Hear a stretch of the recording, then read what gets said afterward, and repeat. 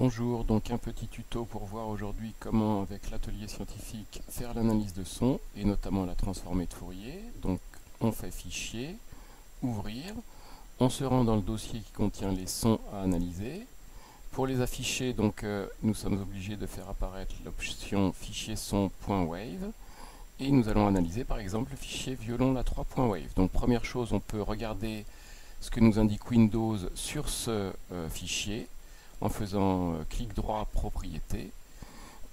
Si on va dans détail, donc on s'aperçoit que le morceau fait 6 secondes à la seconde près, que la vitesse de transmission est de 705 kilobits par seconde et que le fichier fait 522 kilooctets.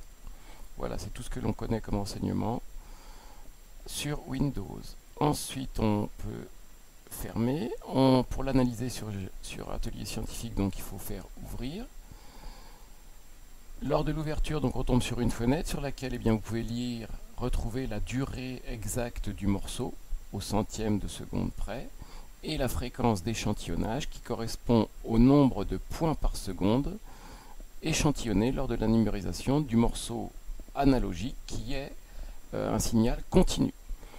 On ne peut pas valider la suite de l'analyse. Pourquoi? Parce que le signal est trop grand. Donc en général, on prend une zone du signal où...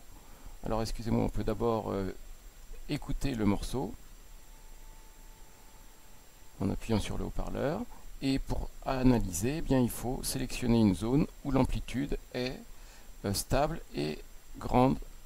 Voilà. Et donc si on sélectionne un nombre d'échantillons suffisamment petit, l'icône validée ou le bouton validé devient actif.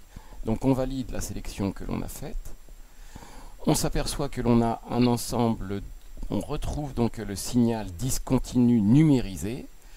Et pour retrouver l'allure du signal continu, il faut faire liaison et lier les points. Donc ici, le signal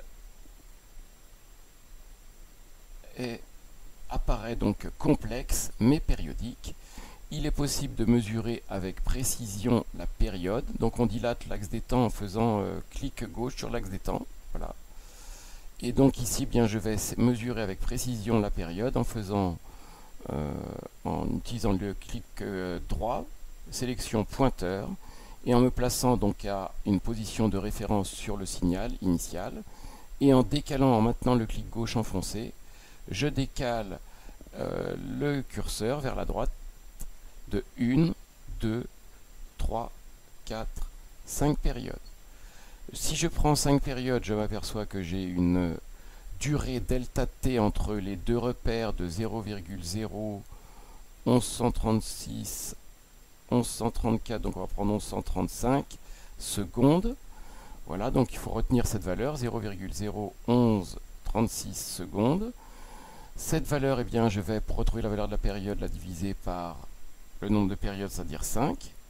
Donc on peut prendre soit calculette, soit la calculette présente ici sur Atelier Scientifique, 0,01135 divisé par 5 égale.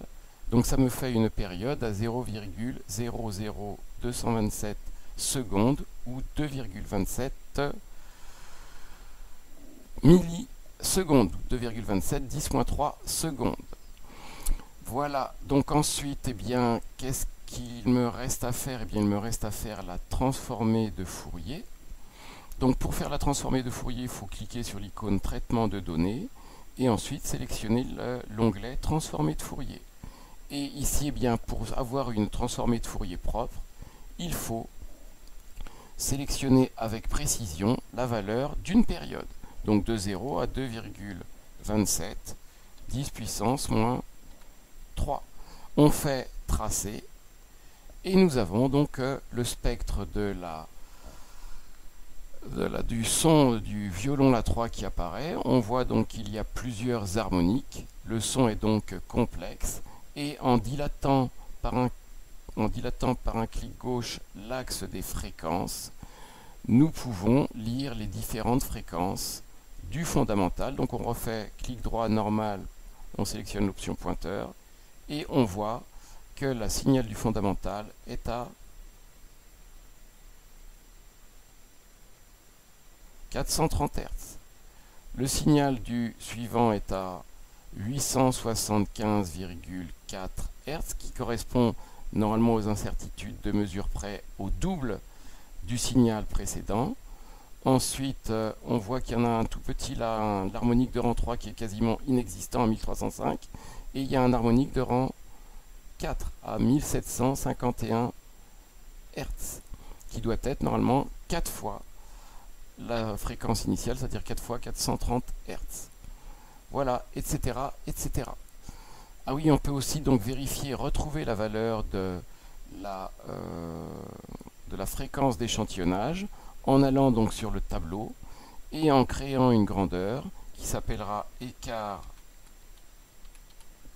TE en secondes. OK. Donc ici, je sélectionne, donc je me mets sur l'axe des durées, et là ici, on voit que les durées sont toutes à 0 et qu'elles commencent à 0,01 à partir de la 24e ligne. Pourquoi? Parce qu'il n'y a pas assez d'affichage, que l'affichage est le décimal. Si je le mets en scientifique et que j'augmente le nombre de décimales, eh bien je m'aperçois que la durée est certes très petite, mais elle n'est pas nulle sur les 24 premières lignes. Ensuite, eh bien, je vais voir quelle est la durée entre ces deux écarts. Donc je fais égal. Le temps d'après moins le temps d'avant. Donc là aussi j'ai 0. Pourquoi? Parce que je ne suis pas en notation scientifique. Donc je mets en notation scientifique. Et je m'aperçois que j'ai une durée entre deux points de 2,2710, entre les deux premiers points de 2,2710 puissance 5. Si je recopie, si je calcule l'écart entre les points successifs sur les 20 premières lignes, de quoi je m'aperçois que l'écart est toujours le même. Donc je peux avoir une précision plus grande en augmentant le nombre de points. Voilà. Et donc si je prends l'inverse de cette durée, c'est-à-dire si je calcule la fréquence, le nombre de points par seconde, je sélectionne 1 sur l'écart TE ou sur 1 sur TE, eh bien je retrouve la valeur de la fréquence d'échantillonnage.